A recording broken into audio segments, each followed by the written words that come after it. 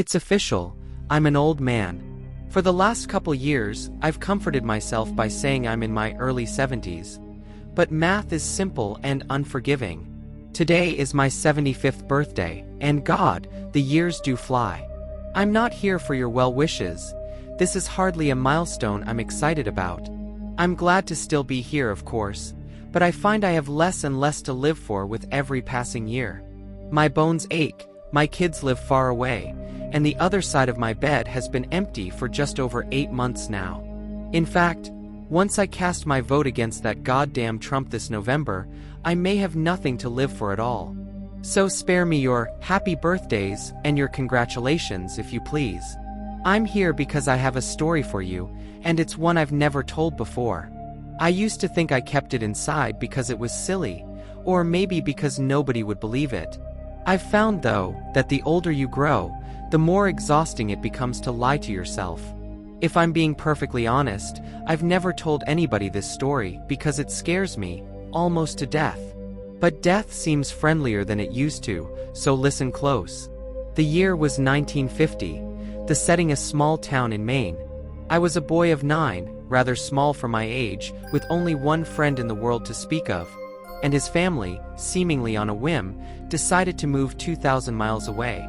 It was shaping up to be the worst summer of my life. My pop wasn't around and my mom was a chore whore. Boy, was I proud of myself when I came up with that one, so I wasn't apt to hang around the house. With some hesitation, I decided the public library was the place to be that summer. The library's collection of books, particularly children's books, was meager to say the least. But within the walls of that miserly structure, I would find no undone chores, no nagging mother, God rest her soul, and perhaps most importantly, no other children with whom I would be expected to associate. I was the only kid with a low enough social status to spend his precious days of freedom sulking amid the bookshelves, and that was just fine with me.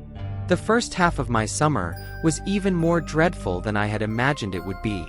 I would sleep in until 10, do my chores, and then ride my bike to the library, and by bike I mean rusty log of shit attached to a pair of wheels. Once there, I would split my time between unintentionally annoying the elderly patrons and deliberately doing so. One pleasant lady actually interrupted my incessant tongue-clicking to hiss, "Shut the fuck up!" at me, the first time I ever heard a grown-up use the F-word. Big fucking deal, I know, but in those days it was unheard of. The dreary days turned to woeful weeks. I had actually begun praying for school to start again, until I discovered the basement. I could have sworn I'd roamed every inch of that library, but one day, in the far corner behind the foreign language collection, I stumbled across a small wooden door I had never seen before. That was where it all began. The door was windowless and made from oak that looked far older than the wall in which it rested. It had a knob of black metal that quite literally looked ancient. I wouldn't have been surprised to learn it was crafted in the 17th century. Engraved on the knob was what appeared to be a single footprint.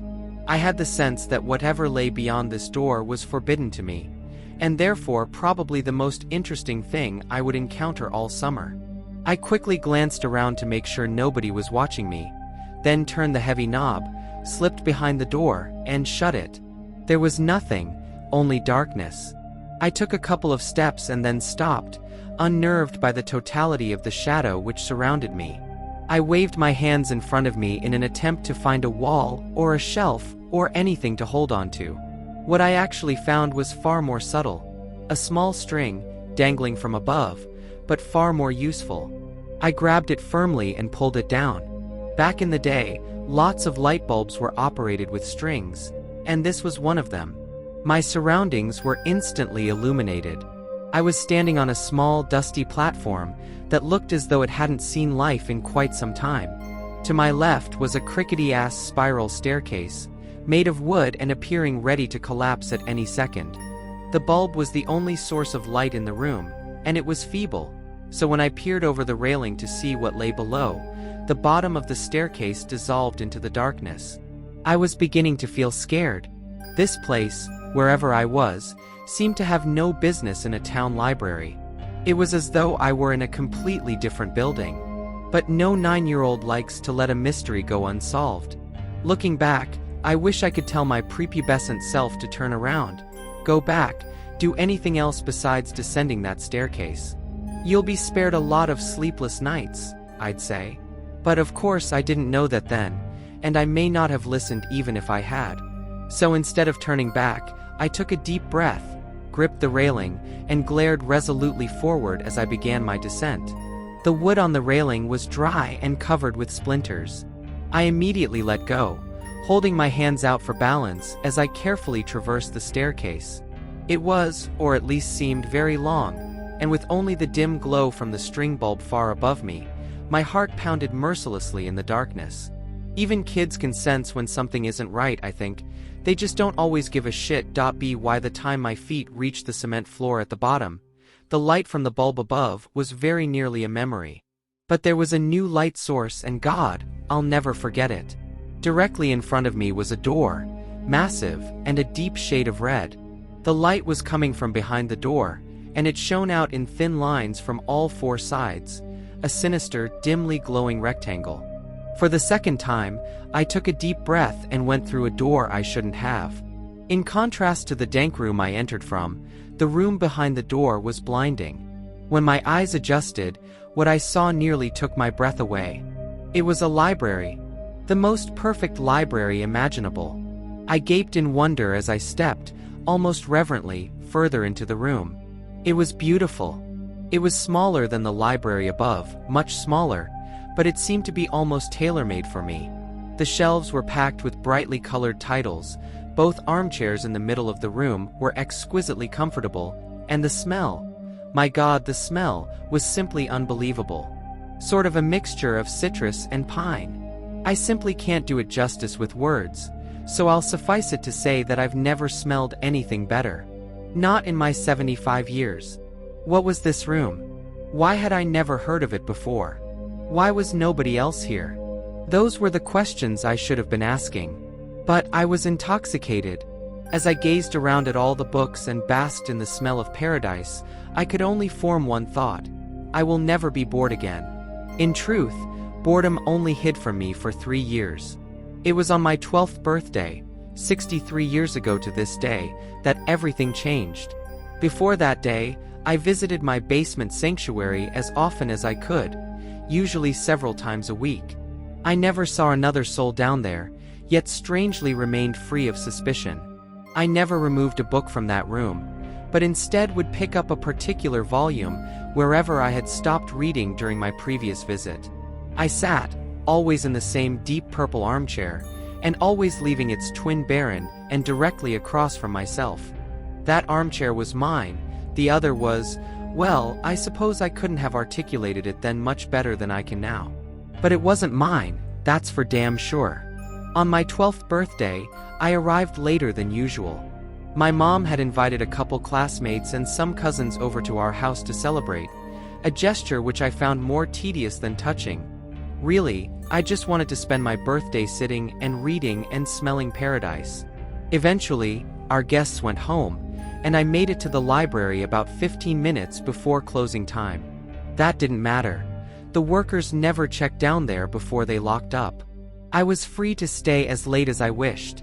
This particular night, I was devouring the final chapters of an epic adventure. Knights, swords, dragons, and the like. I didn't smell it until I read the final words and closed the book. The once exquisite aroma of that room had turned sour. I sat for a moment, unsettled. Objectively, I could recognize that the smell was actually the same as it had been before, that mixture of citrus and pine. I just perceived it differently, and I didn't like it anymore. It was the nasal version of an optical illusion. You know, the one that looks like a young woman glancing backward, but all of a sudden you see that it's really an old woman facing toward you? You can't unsee that, and I couldn't unsmell this. The spell was broken. The odor also seemed, for the first time, to be coming from somewhere specific. With a fair amount of trepidation, I stalked around the room, sniffing the air like a crazed canine, until I came to a shelf near the back. The shelf was perfectly normal, with the exception of one title.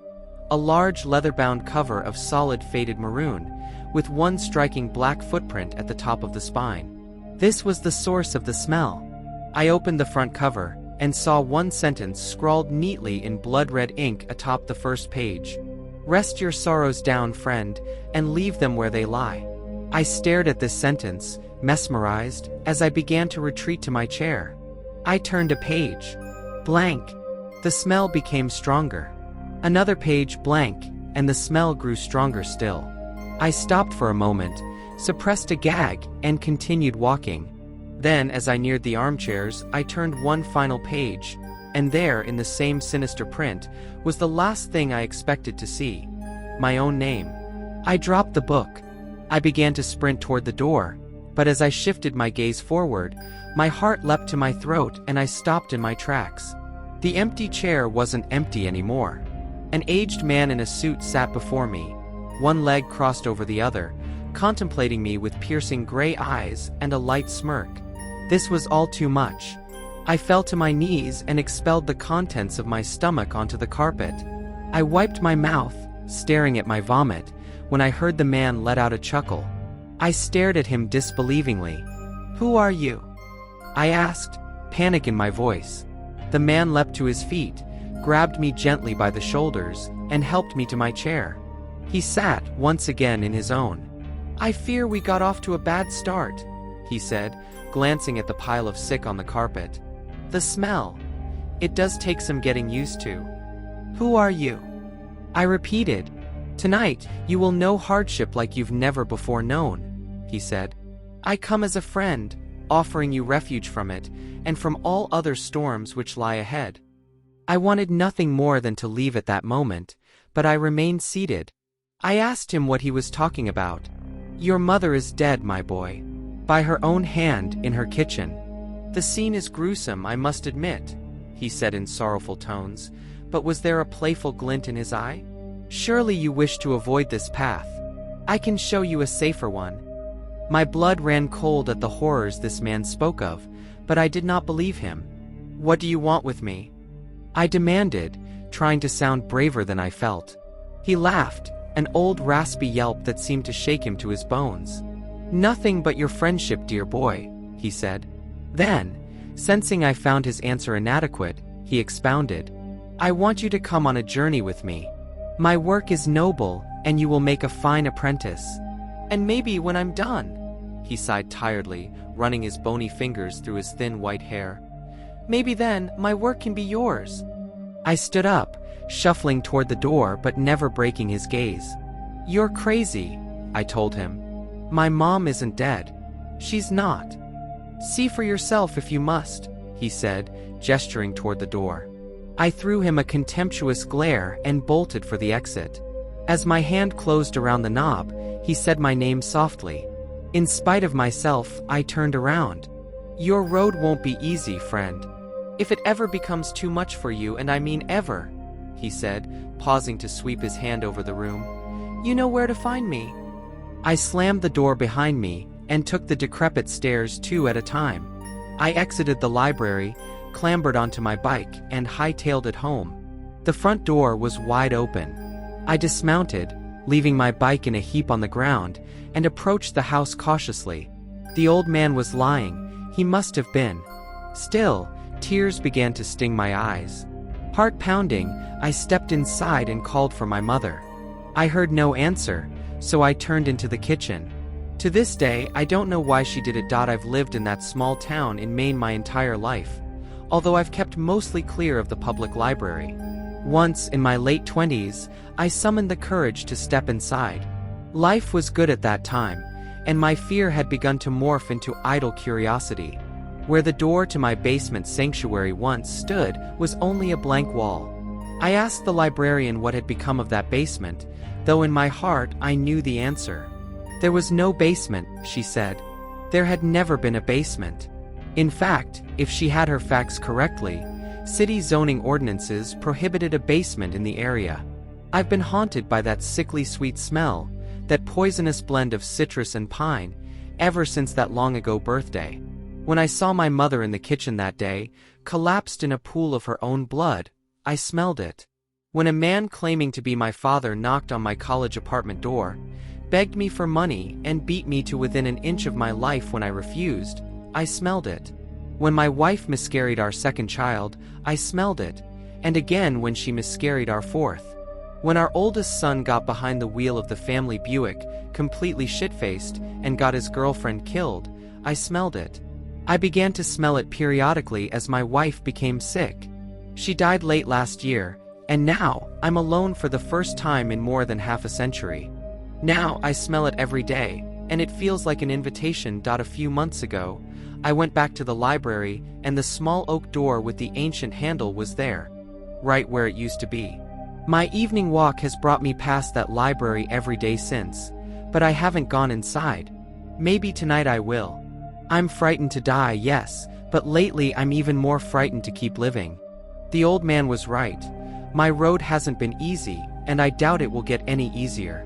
Rest your sorrows down, friend, and leave them where they lie. He promised relief. A refuge, he said. Was he right about that too? There's only one way to find out. After all, I still know where to find him.